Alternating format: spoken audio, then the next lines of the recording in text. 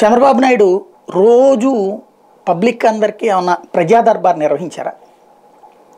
1995లో ఆయన అధికారంలోకి వచ్చారు.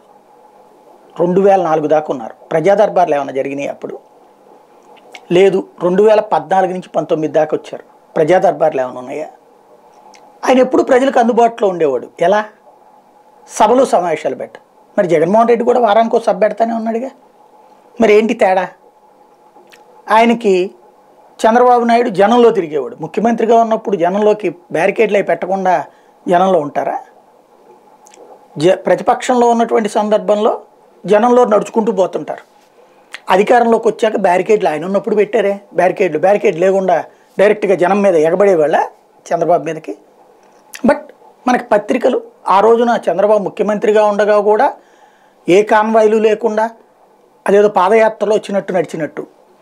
జగన్మోహన్ రెడ్డి పాదయాత్ర అప్పుడు ఆయన జనంలోనే తిరుగుతూ ఉండేవాడు. ముఖ్యమంత్రి అయ్యాక ఆ సెక్యూరిటీ సిస్టమ్ ఉంటుంది.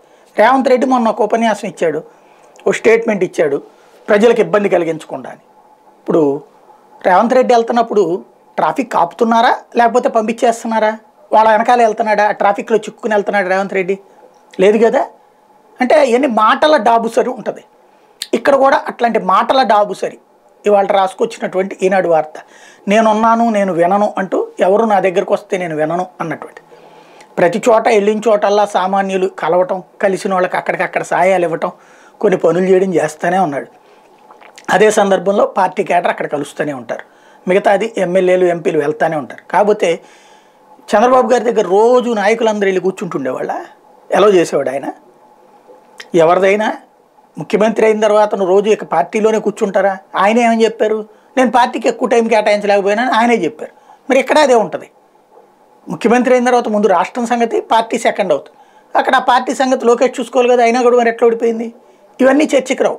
వాస్తవంగా మేము ఏదనుకుంటే ఆ విధంగా ప్రజల్ని మార్చగలం అన్నటువంటి ఉద్దేశంతో రాసే వార్తలు కాబట్టి దీన్ని ఎవరు మార్చలేరు.